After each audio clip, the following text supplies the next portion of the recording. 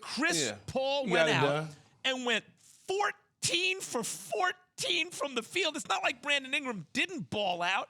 Chris Paul's the best player on the floor when he needed to be.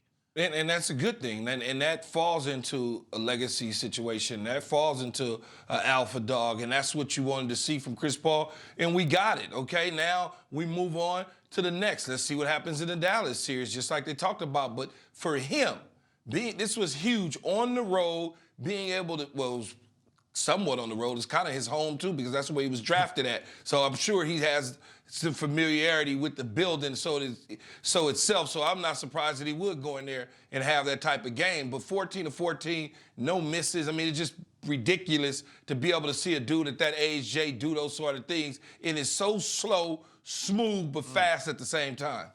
Best leader in sports who's never won a chip? Ooh. CP3, best leader in sports who's never won a chip. Might be. So, first off, let me say this. I owe Chris Paul a legit apology. And you too, Max Kellerman. I was on TV the other day talking about he may be the third best player on the court. What the hell was I talking about? Behind Brandon Ingram and CJ McCollum, this dude was the best player on the court. His ability to lead down the stretch, he's done something that nobody else in NBA history has ever done, going a perfect 14 for 14 in a closeout game for Phoenix. And now I get a chance. 6 feet tall. He's 37 years old. He just went 14 for 14. It's crazy. And now I get a chance, Key. Luka, you got out of the first round. Good luck, Luka, against the Phoenix Suns. And the arch nemesis. I know I have Memphis getting to the Western Conference Finals and to the NBA Finals. But if Golden State prevails, oh, praise the Lord, to see CP3 go against Steph Curry. Like, that rivalry is something that is so box office, I feel like I need it. Oh, no question, man. I don't want to see it, Key. Jay, I don't want to see anything else except the Golden State Warriors and the Phoenix Suns. I don't want to see anything else.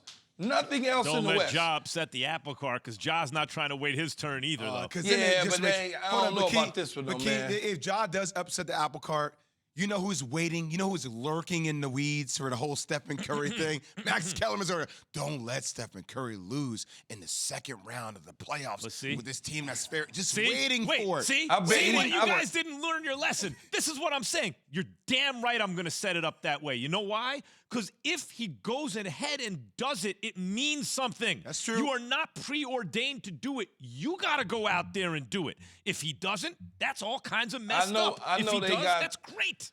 They got a young team, and Memphis is exciting, and we love the Grizzlies, and we love Ja and all that sort of stuff. But it's something about experience and veterans that's still cooking. And Golden State is not that team right now that has veterans that's clunking along. No, they cooking. And then you add Poole in the situation. Man, come on, man. Poole, Wiggins in the situation. They doing what they supposed to do. But I do think the pressure now for Golden State has gone from a scrappy kind of, hey, can you put the band back together in these old guys? But what Keith just said is right. But you said it, Max, scrappy, old band back together.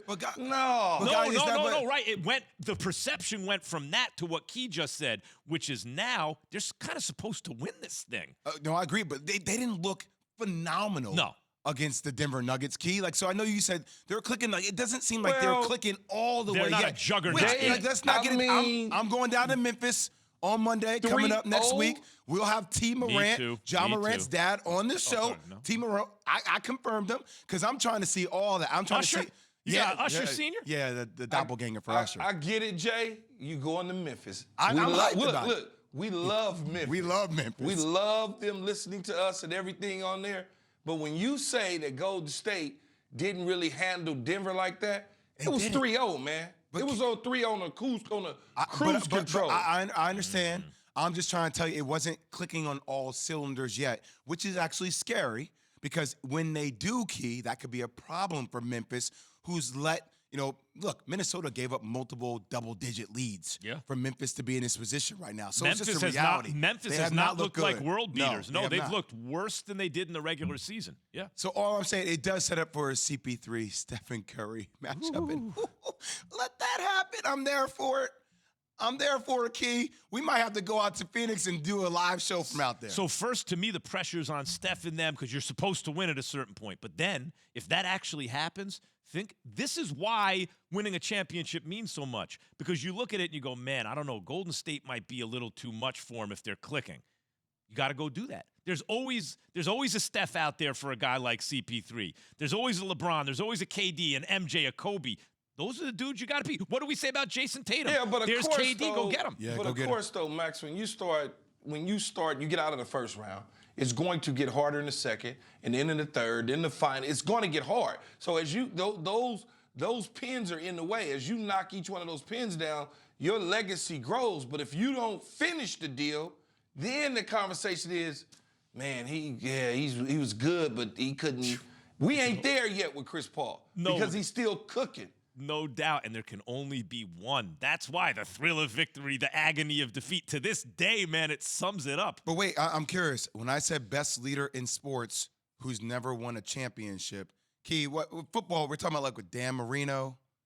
We're talking about. Yeah, I would assume Dan's quarterback. He's probably a leader. I don't really know. You know what I'm saying? Like I don't know. I was trying to think. Who's never won a Super Bowl? Like Philip just Rivers was pretty good. A guy where you're like, Rivers. you're looking at him and you're saying, Key, this dude has it. He has all of it. Like he leads. Like he gets his teammates like on board. Like nobody has said bad things. Like you know what I mean? Absolutely. Like he's a fierce competitor, but he just can't. He hasn't gotten there yet. Like so. I mean, he got to a championship. I know Dan Marino got to a Super Bowl, but didn't get over the hump. I don't. It's Chris Paul's situation is different than Steph Curry's because Steph has several championship rings already and a couple MVPs and whatnot. Jim Kelly's a good one. Jim Kelly is a good one. But I just, for some reason, I feel like this is probably CP3's year, just for some magical reason. One of those deals where if he does not get it this year, he probably isn't going to get it.